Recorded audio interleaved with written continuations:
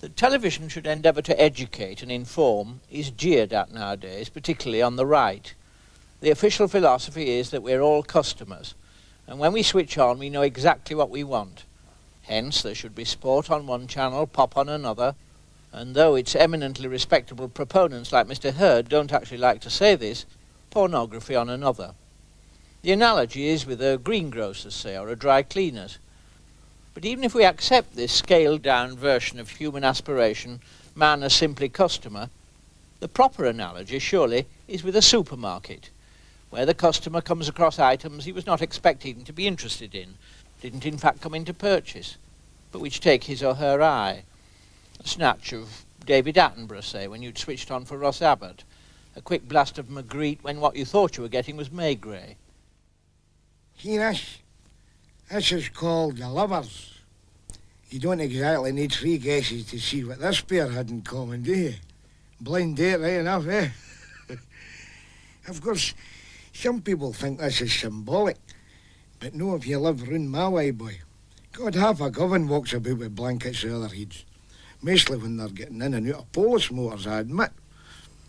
And of course, speaking as a lover, I do often find that Mary is apt to pamp the odd paper bag over my head when I do the business. With a limited number of channels, TV is still a topic of discussion.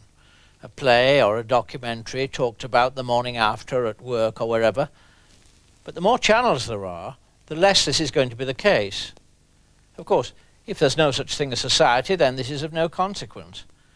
But the very same people who make a fuss about the nation losing its identity in Europe are quite happy to see national television lose its identity and go the European way, so that we end up with a diet of pap and crap such as they get in France or Italy. As some ninny on the Sunday Telegraph said when broadcasting changes were first mooted in 1988, when Mrs. Thatcher's satellite revolution comes, it will be rare for an entire saloon bar or dinner party to have all watched the same television programme the night before. There will then be a healthy decline in the importance of the programme chiefs. There will also be an unhealthy decline in the programmes didn't seem to concern him. One wants to ask such people, what is it that you think helps to hold the nation together? A shared interest in the novels of Lord Archer? He's on about Geoffrey Archer now, dear. Sheer envy. Spoils himself by bringing politics into it. Ah, well. I'm getting to the age when one looks back and wonders if life would have been different had more of it been spent under a government one could respect, let alone agree with. A feeling never stronger than in the 80s, when the jeering at civilized values seemed to warp one's life.